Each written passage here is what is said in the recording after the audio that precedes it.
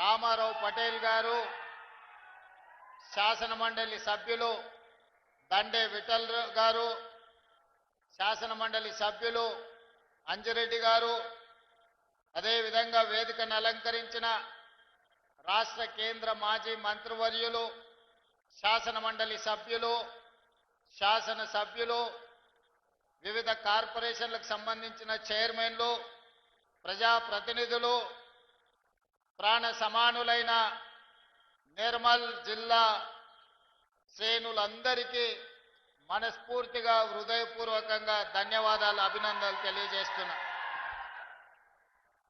మిత్రులారా, నిర్మల్ ప్రాంతానికి నేను మొట్టమొదటిసారి పిసిసి అధ్యక్షుడిగా బాధ్యత తీసుకున్న 2021 సంవత్సరంలో మొట్టమొదటి కార్యక్రమం పిసిసి అధ్యక్షుడిగా ఈ ప్రాంతానికి నిర్మల్ పట్టణానికి రావడం జరిగింది.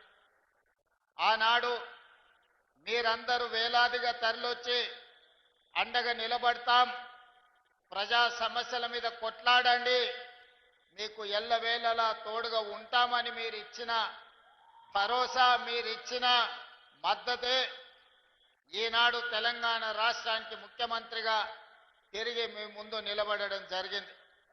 అదేవిధంగా నిర్మల్లో మొట్టమొదటి కార్యక్రమమే కాదు, మొట్టమొదటి భారీ బహిరంగ సభ కూడా ఆదిలాబాదు ఉమ్మడి ప్రాంతంలోనే ఇంద్రవెల్లిలో దళిత గిరిజన దండోరా కార్యక్రమాన్ని తీసుకొని ఆనాడు వేలాది మంది కదం దొక్కి ఆశీర్వదించడంతో ఈనాడు ప్రజాపాలన, ప్రజలు కోరుకున్న పరిపాలన ఈరోజు పేదలకు అందుబాటులోకి వచ్చింది.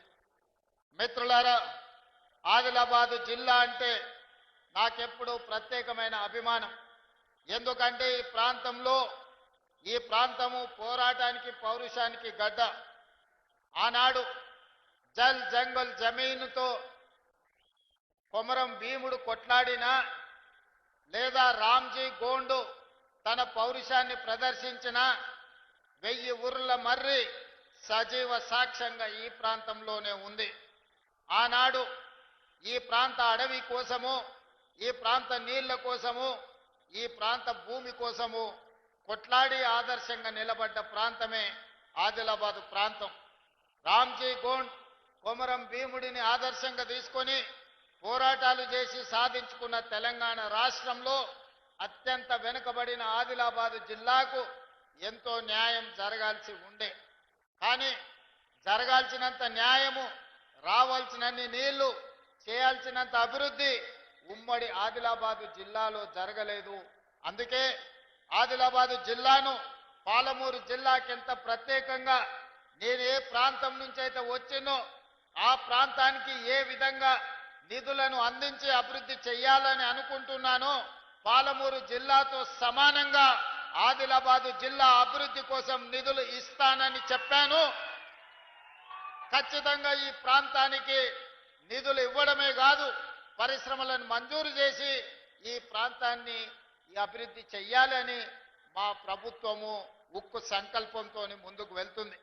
మిత్రులారా, ఈనాడు ప్రారంభించుకున్న చనాక కొరాట కావచ్చు, లేకపోతే సదర్మట్ బ్యారేజ్ కావచ్చు, ఈ ప్రాజెక్టులన్నీ కూడా 10 సంవత్సరాలలో అనుకుంటే ఎప్పుడో పూర్తయి ఈ ప్రాంతానికి న్యాయం జరిగి ఉండేది. కానీ ఏదైనా కారణం ఏమైనా ఉండొచ్చు, ఆ 10 సంవత్సరాలలో పూర్తి కాలేదు. కాబట్టే పెద్దలు ఉత్తమ్ కుమార్ రెడ్డి గారు సాగునీటి ప్రాజెక్టుగా మంత్రిగా బాధ్యత చేపట్టిన తర్వాత ప్రత్యేకమైన దృష్టి పెట్టి భూసేకరణకు నిధులను మంజూరు చేసి ఈనాడు ఈ ప్రాజెక్టులను పూర్తి చేసుకోవడం జరిగింది. కానీ ఇది ఆదిలాబాద్ అభివృద్ధికి సరిపోదు. ఇంతకుముందు మిత్రులు మహేశ్వర్ రెడ్డి గారు, పెద్దలు పార్లమెంట్ సభ్యులు నగేష్ గారు చాలా విషయాలు ఈరోజు ప్రస్తావనకు తీసుకొచ్చారు. వెడమ బొజ్జు గారు నా దృష్టికి చాలా అంశాలు తెచ్చారు. రామారావు పటేల్ గారు చాలా విషయాలను ప్రస్తావించడం జరిగింది. అందుకే ఈనాడు ప్యాకేజ్ నెంబర్ 27 కావచ్చు, లేకపోతే నిర్మల్లో అడ్వాన్స్ టెక్నాలజీ సెంటర్ కావచ్చు, లేకపోతే young India integrated residential schools కావచ్చు, వీటితో పాటు ఉమ్మడి ఆదిలాబాదు జిల్లాకు యూనివర్సిటీ లేదు, ఎన్ఎస్యుఐ యూత్ కాంగ్రెస్ కు సంబంధించిన వాళ్ళు ఎప్పుడొచ్చినా నాకు నివేదికలు ఇస్తూనే ఉంటారు ఈ ప్రాంతానికి యూనివర్సిటీ ఇవ్వాలి అని. అయితే ఈ ఆదిలాబాద్ జిల్లాలో యూనివర్సిటీ మంజూరు చేయాలని నిర్ణయం తీసుకున్న నాయకులు ఎవరికి వాళ్ళు వాళ్ళ ప్రాంతానికి కావాలని వాళ్ళు ప్రత్యేకమైన వినతులు ఇస్తున్నారు. తప్పు లేదు, వాళ్ళు అడగడాన్ని తప్పు పట్టను.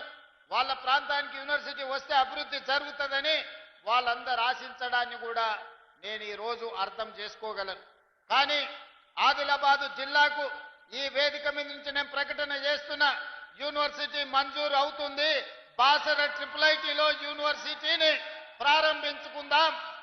బాసరకు ఒక ప్రత్యేకత ఉంది, చదువుల తల్లి బాసర మందిరం. కానీ ఈరోజు యూనివర్సిటీని కూడా అక్కడ ప్రారంభించుకొని అవసరమైన అభివృద్ధి కార్యక్రమాలను తీసుకొని ముందుకు వెళ్దాం. ఇన్ఛార్జి మంత్రివర్యులు జూపల్లి కృష్ణారావు గారికి నేను సూచన చేస్తున్నా, బాసర IIITలోనే యూనివర్సిటీని ప్రారంభించుకోవడానికి అవసరమైన ఏర్పాట్లు, దానికి సంబంధించిన ప్రణాళికలను సిద్ధం చేయండి. ఈ నిర్ణయం జిల్లా ప్రజలందరికీ సంతోషాన్ని ఇస్తుంది. వివిధ ప్రాంతాలకు ప్రాతినిధ్యం వహించే ఎమ్మెల్యేలకు మా ప్రాంతానికి రాలేదు అని బాధ ఉండొచ్చు. కానీ మీరందరూ అర్థం చేసుకోండి, ఇది వాయిదాలు పెట్టుకుంటూ పోతే మీ ప్రాంతానికి అభివృద్ధి కాదు. అందుకే ఆదిలాబాద్ యూనివర్సిటీ బాసరలో ప్రారంభించుకుందాం. మీరందరూ వేదిక మీద ఉన్న ప్రజాప్రతినిధులందరినీ కూడా సహకరించాల్సిందిగా నేను ఈ సందర్భంగా విజ్ఞప్తి చేస్తున్నా. అదేవిధంగా నిర్మల్ శాసనసభ నియోజకవర్గానికి ఒక అడ్వాన్స్ టెక్నాలజీ సెంటర్ని మనం ఈరోజు మంజూరు చేయాలని అనుకుంటున్నాము. తప్పకుండా మీకు ఏటీసీని ఇస్తాం. అదేవిధంగా స్టేడియం గురించి, కొత్త కలెక్టరేట్ కార్యాలయం గురించి, మున్సిపాలిటీకి సంబంధించిన నిధుల గురించి, ఇతర అంశాలు చాలా వాటిని మహేశ్వర్ రెడ్డి గారు ప్రస్తావించారు, మిగతా శాసనసభ్యులు కూడా ప్రస్తావించారు. అందుకే పెద్దలు జూపల్లి కృష్ణారావు గారికి, పెద్దలు సుదర్శన్ రెడ్డి గారికి నేను సూచన చేస్తున్నా, ఈ సభ అయిపోయిన తర్వాత ఫిబ్రవరి మొదటి వారంలో మీరు ఈ ప్రాంతంలో ఒక 2 రోజులు ప్రత్యేకంగా సమావేశాన్ని ఏర్పాటు చేసి అధికారులతో ఎమ్మెల్యేలతో సమీక్ష చేసి, ఒక రోజు ప్రజాప్రతినిధులతోని సమీక్ష చేయండి. 2వ రోజు అధికారులతోని ఇది సాధ్యాసాధ్యాల మీద చర్చించి సమీక్ష చేసి భూమి అందుబాటులో ఉందా లేదా వాటి వివరాలతో కూడుకున్న నివేదికను మీరు తీసుకొని రండి. ఉమ్మడి ఆదిలాబాదు జిల్లాకు కావాల్సిన అభివృద్ధి నిధులను, అభివృద్ధి కోసం అనుమతులను రాబోయే బడ్జెట్ సమావేశాలలో నేను అసెంబ్లీలోనే ఆదిలాబాద్కు సంబంధించిన ప్రజాప్రతినిధులతో ఒక ప్రత్యేకమైన సమావేశాన్ని ఏర్పాటు చేసి ఆదిలాబాద్కు జరగాల్సిన అభివృద్ధి, రావాల్సిన నిధులను ప్రత్యేకంగా మంజూరు చేద్దామని చెప్పి నేను ఈ వేదిక మీద నుంచి జూపల్లి కృష్ణారావు గారికి సూచన చేస్తున్నా. మిత్రులారా, ఆనాడు డాక్టర్ వైఎస్ రాజశేఖర రెడ్డి గారు, శ్రీమతి సోనియా గాంధీ గారి నాయకత్వంలో మొదలుపెట్టిన Pranahita Chevella project, doctor Babasaheb Ambedkar Pranahita Chevella project ఆదిలాబాదుకు 2.5 లక్షల ఎకరాల నీళ్లు ఇవ్వాల్సి ఉండే.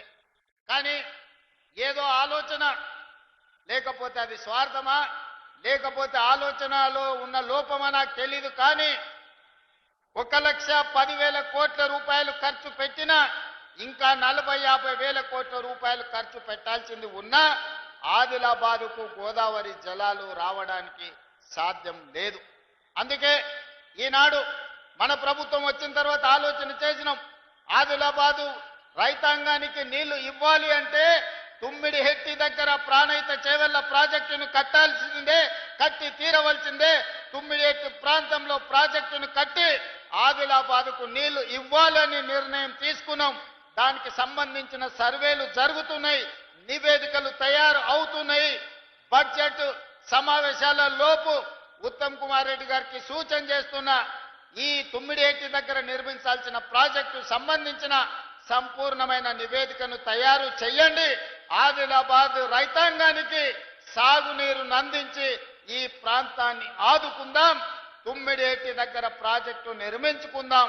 మనకు రావాల్సిన నీళ్లను, ప్రతి చుక్కను మనం ఒడిసి పట్టుకుందామని చెప్పి ఉత్తమ్ కుమార్ రెడ్డి గారికి నేను సూచన చేస్తున్నా. అదేవిధంగా ఎర్ర బస్సే కష్టం.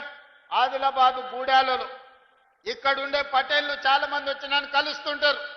సార్ మాకు పోవడానికి దారి లేదు, ఆ ఫారెస్ట్ ఆఫీసర్లు ఇల్లు కట్టుకొని ఇస్తలేరు, మా ఊరికి ఎర్ర బస్సు కూడా రావడం లేదని. అందుకే ఈనాడు ఆదిలాబాద్ ప్రాంతాన్ని ప్రత్యేకంగా గుర్తించి మిత్రులు పాయల శంకర్ ఆదిలాబాద్ ఎయిర్పోర్టుకి సంబంధించిన అంశాన్ని నగేష్ గారు అదేవిధంగా వెడమ బొజ్జు గారు నా దృష్టికి తెచ్చారు. అందుకే ఆదిలాబాద్ జిల్లాకి ఎయిర్పోర్టు తీసుకొచ్చి ఎర్ర బస్సు రాని ఈ ప్రాంతానికి ఎయిర్ బస్సు తీసుకొచ్చి విమానాలను తీసుకొచ్చే బాధ్యత మన ప్రభుత్వం తీసుకుంటుంది.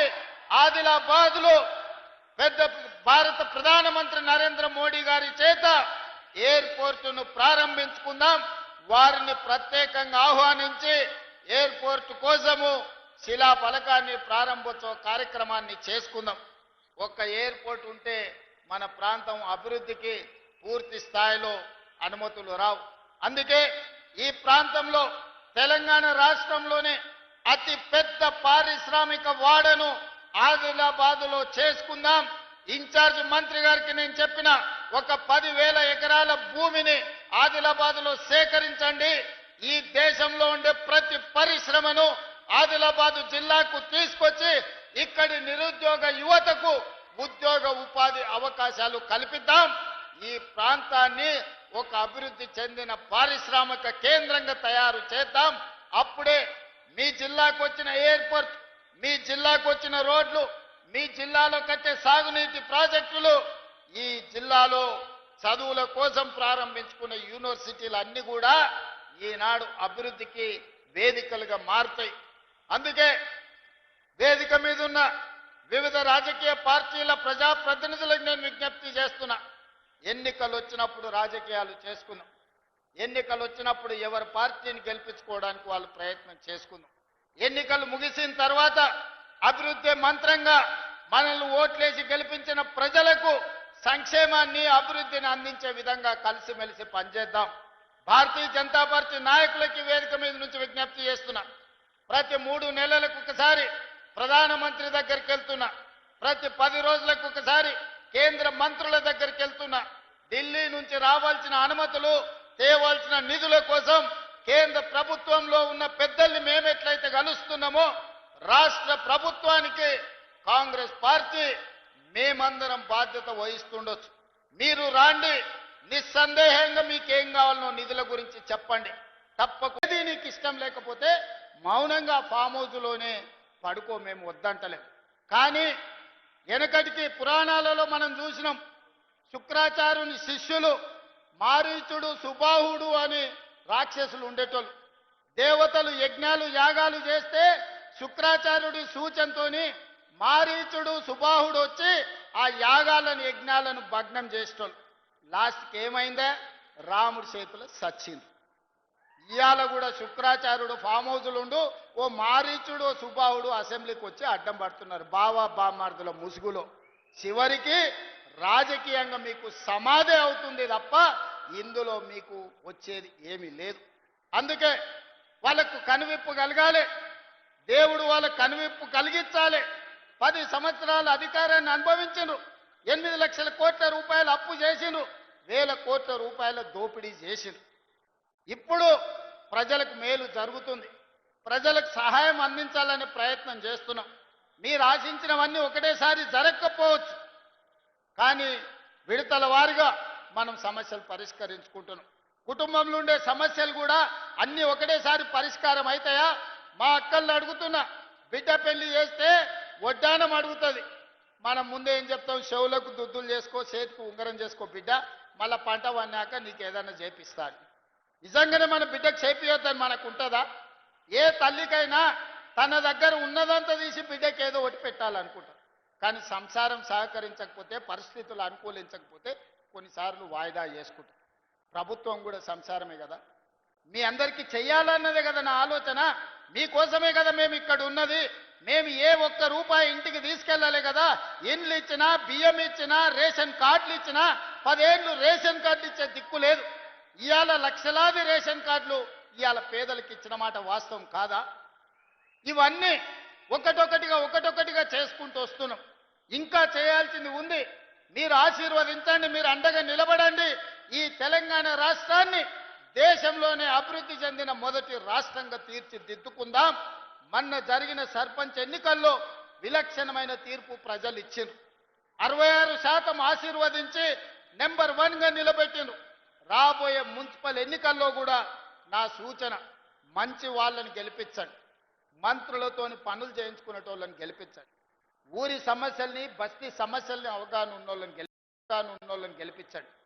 10 రూపాయలకు మనం ఓటేస్తే 100 రూపాయలు వాడు కొల్లగొడతాడు. అందుకే మనమంటే ఇష్టపడేటోడు, మన సమస్యల్ని పరిష్కరించటోని గెలిపించండి. నేను వాళ్ళని గెలిపించండి వీళ్ళని గెలిపించండి అని అనట్లేదు. ప్రజల ప్రభుత్వంతో కలిసి పనిచేసేటోళ్ళని గెలిపిస్తే మన ప్రాంత సమస్యలు పరిష్కారం అవుతాయి. తొందరలోనే మున్సిపల్ ఎన్నికలు జరుగుతున్నాయని టీవీలలో పేపర్లలో వస్తుంది. మున్సిపల్ ఎన్నికలు వచ్చినప్పుడు మంచోన్ని గెలిపించుకోండి, మనోన్ని గెలిపించుకోండి, మంచిగా మీ సమస్యల్ని పరిష్కరించేటోని గెలిపించుకోండి. అప్పుడే మీ ప్రాంతాలకు అభివృద్ధి జరుగుతుంది. ఇవాళ నేను ముఖ్యమంత్రి గీడికి వచ్చిన అంటే బీజేపీ ఎమ్మెల్యేలైనా వాళ్ళు వచ్చి అడిగినారు కాబట్టి ఇవాళ మంజూరు చేస్తానని నేను చెప్పిన. వాళ్ళు ఈ సభకు రాకుండా, ఈ సభలో అడగకుండా మీ సమస్యలు ప్రస్తావించకపోతే మీకు అన్యాయం జరిగి ఉండేది కదా. నా సూచన ఒక్కటే, ఎన్నికలప్పుడే రాజకీయాలు చేద్దాం, ఎన్నికల తర్వాత అభివృద్ధిలో కలిసి నడుద్దాం. ఇవాళ మహేశ్వర్ రెడ్డి గారైనా, వెడమ బొజ్జు గారైనా, రామారావు పటేల్ గారైనా, ఈ వేదిక మీద ఉన్న ఎమ్మెల్యేలు ఎమ్మెల్సీలు ఏవైతే విషయాలను నా దృష్టికి తీసుకొచ్చిండ్రో వాటన్నిటిని కూడా మా ఇన్ఛార్జ్ మంత్రి గారికి సూచన చేస్తున్నా. మీరు ఫిబ్రవరి మొదటి వారంలో మీరు సుదర్శన్ రెడ్డి గారు వచ్చి కూర్చొని ఒక రోజంతా ప్రజాప్రతినిధులతోని, రెండవ రోజు అధికారులతోని సమీక్ష చేసి రేపటి బడ్జెట్ సమావేశాలకు ఆదిలాబాద్ కోసం ప్రత్యేకమైన నివేదిక తయారు చేయండి. బడ్జెట్లోనే నిధులను పెట్టి ఈ ప్రాంతాన్ని అభివృద్ధి చేయడానికి మనం సంపూర్ణంగా సహకరిద్దామని తెలియజేస్తున్నా. మిత్రులారా, మీకు అందరికీ అనిపించవచ్చు అన్నేం తప్ప సప్పగా మాట్లాడుతుండు, ఏం చెప్తలేడా. నేను ఓడిపోయిన వాళ్ళ గురించి, పడిపోయిన వాళ్ళ గురించి మాట్లాడదలుచుకోలే, నిర్ణయం తీసుకున్నా. ఒక్క ఏటుకు పోయాడ వండుకున్నారు. వెనకటికి టైసన్ నాకౌట్ కొట్టింది కదా, ఒక దెబ్బకి అన్నీ అయిపోయినట్టు. అన్నీ అయిపోయినాయి, ఇప్పుడు మనం పని చేయాలి. అందుకే వాళ్ళ గురించి వీళ్ళ గురించి ఏదేదో మాట్లాడాలని నేను అనుకుంటలేను. నాకు ఇచ్చిన బాధ్యతతోని మీకందరికీ పని చెయ్యాలి, సేవ చెయ్యాలి అనుకుంటున్నా. మేం పాలకులం కాదు, మేము సేవకులము. తప్పకుండా మీకు సేవ చేస్తాం, మిమ్మల్ని అభివృద్ధి చేస్తాం, మీ మనసు గెలుస్తాం. రాబోయే ఎన్నికల్లో మళ్ళీ గెలుస్తాం. 2034 వరకు మన ప్రభుత్వాన్ని కొనసాగిస్తాం. ఆదిలాబాద్ సమస్యలు పరిష్కరిస్తా, ఇక్కడికి ఎయిర్పోర్ట్ తెస్తా, ఇక్కడికి పారిశ్రామిక వాడ తీసుకొస్తాం. తుమ్మిడి హెట్టి దగ్గర గోదావరి జలాల కోసం ప్రాజెక్టు కట్టి ఆదిలాబాద్ను అభివృద్ధి చేద్దామని చేస్తూ మీ అందరి దగ్గర సెలవు తీసుకుంటున్నా. ధన్యవాదాలు మిత్రులారా. ప్రజల మనిషి, ప్రజా సమస్యలను